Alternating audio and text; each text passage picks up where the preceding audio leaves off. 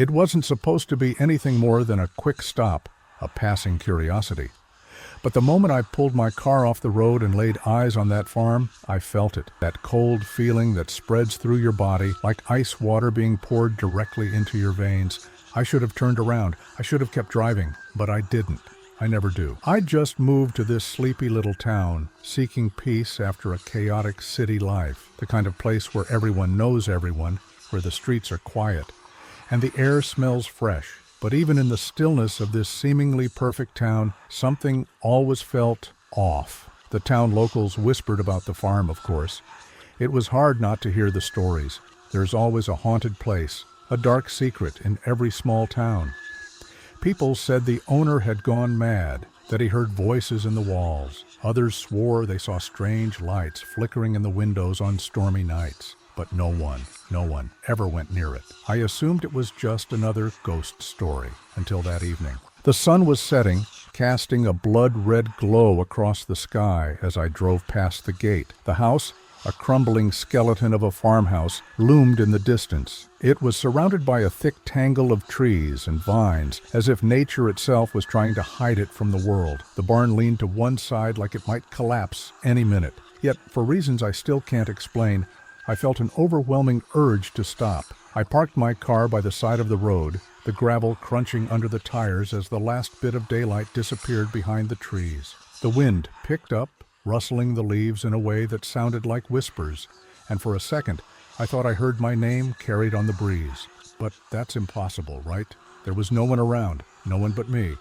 I walked toward the front gate, a creeping unease crawling up my spine. The gate creaked as I pushed it open, the rusted hinges groaning as if warning me to leave. I ignored it. I always ignore the warnings. The porch of the farmhouse was in shambles, the front door hanging loosely on its hinges.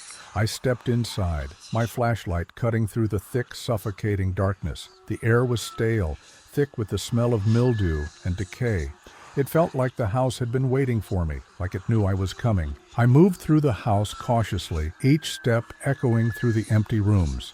The floorboards creaked under my feet, and the dust in the air seemed to shift with every breath I took.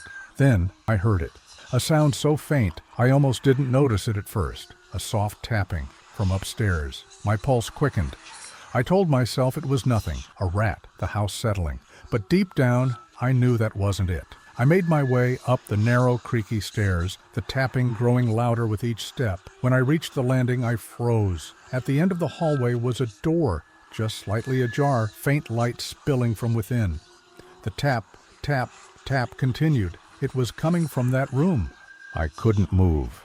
My body was paralyzed, like a string pulled too tight, ready to snap.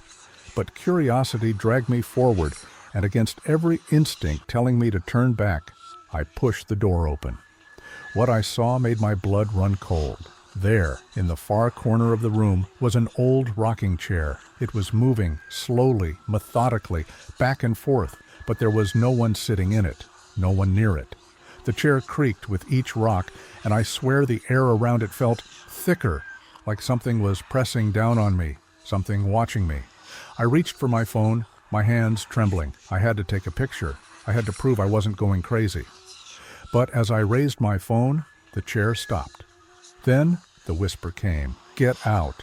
The words sent a shock of fear through me. They weren't loud, but they weren't soft either, clear as day. But there was something else in the sound, something that made my stomach twist, like the voice was coming from the walls themselves. I turned to leave, but the footsteps started again, heavy, dragging across the floor above me, slow, deliberate. They were coming closer, each step louder than the last.